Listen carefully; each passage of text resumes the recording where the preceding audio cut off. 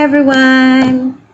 My name is Mami Joy. I'm your licensed financial advisor, your protective special mom ng ProLife UK. Ngayon, magagawa ako ngayon ng mga videos tungkol sa mga iba't ibang questions na na-encounter ko during my sessions with my clients. By the way, ito pala ang aking one of my beautiful angels, Kalista. Hindi pa siya tulog. Hi! She will join in my vlog. Okay, ang unang-unang questions before ako pumasok dito sa ProLife UK. Actually, before ako mag-take ng exam, nag-worry si Papsi. Ang unang-una siyang nag-worry kasi sabi niya, ProLife UK, di ba, insurance company yan, baka mas-scam dyan. O medyo hindi na maganda yung reputation ng insurance sa kanila. Actually, yung sinasabi ni Papsi before, kumuha sila ng plan doon for funeral. Dalawa sila ng tito ko noon, kapatid ni Papa na kumuha. Nung gagamitin na ng tito ko, kasi yun nga, kinuha na siya ni Lord. Nung inaayos na nila, meron pa daw kailangan na certain amount na kailangan bayaran, which is, hindi naman yun yung napagkasunduan during that time na kinuha nila yung plan nila. Ayan. Tapos, meron this plan about educational naman. Kumuha din actually yung mami ni Daddy Joe, which is my husband. Hindi rin, matagal din bago makuha kasi parang nagsara yung company. Nagsara na nga yung company. Well, ang mga ito po ay hindi po life insurance. Yun po yung sinasabi ko kay Papsi at saka doon sa mga nakausap ko na kumuha rin po ng mga ganitong plan. Ito po yung tinatawag naming pre-needs. Magkaiba po yung pre-needs sa life insurance. Ano-ano nga po ba yung mga pagkakaiba po nito? Ang life insurance, which is one of this is the ProLife UK. Ang life insurance po is global industry. Worldwide po siya. While the pre-needs, dito lang po siya sa Pilipinas. Second po na difference niya, ang mga life insurance po, most of them is 100 years na in the industry. While ito pong si pre-needs, 1966 po siya nag-originate dito po sa Pilipinas. Ito rin po yung isa sa mga tanong ko dun sa founder namin sa Jasper team namin. Kasi yung ProLife UK, different branches po siya since ang laki na po niya dito sa Pilipinas. So, hinati-hati po siya and I belong to a branch of Jasper. And our builder is Tito Jojo Bungkayo.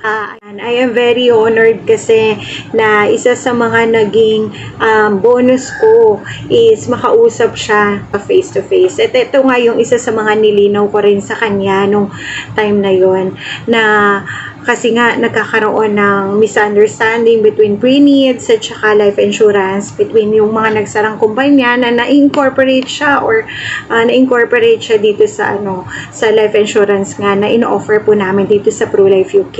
And yun nga yung nasabi niya, and nakita ko rin po during my research na yung mga pre-needs po, di po siya ganun katagal unlike sa mga life insurance.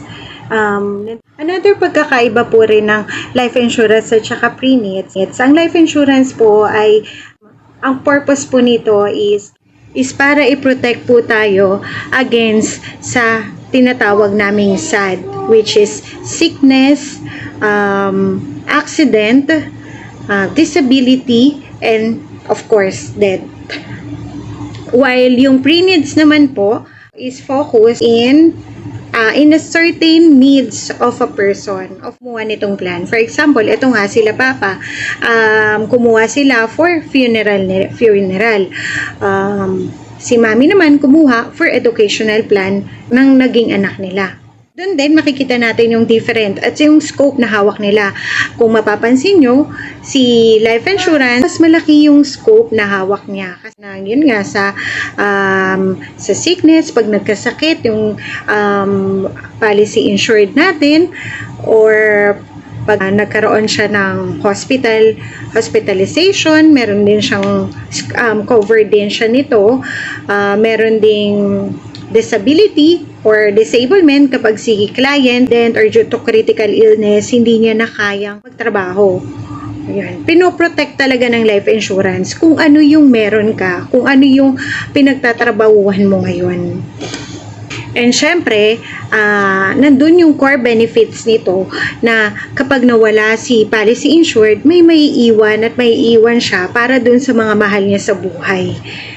Ayun yung tinatawag naming basic coverage.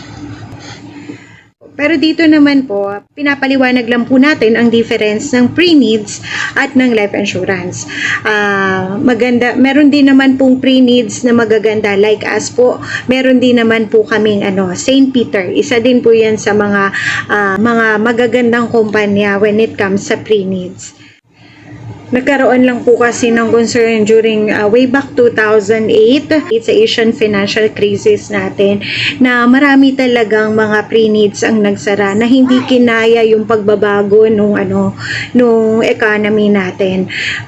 I think based on my research, 200 yung pre-needs company dito sa Pilipinas, pero as of now 12 na lang yung nakalista dito sa insurance commission na nagre-regulate ngayon. At isa naman doon yung meron kami, kumuha din kami nung una na St. Peter.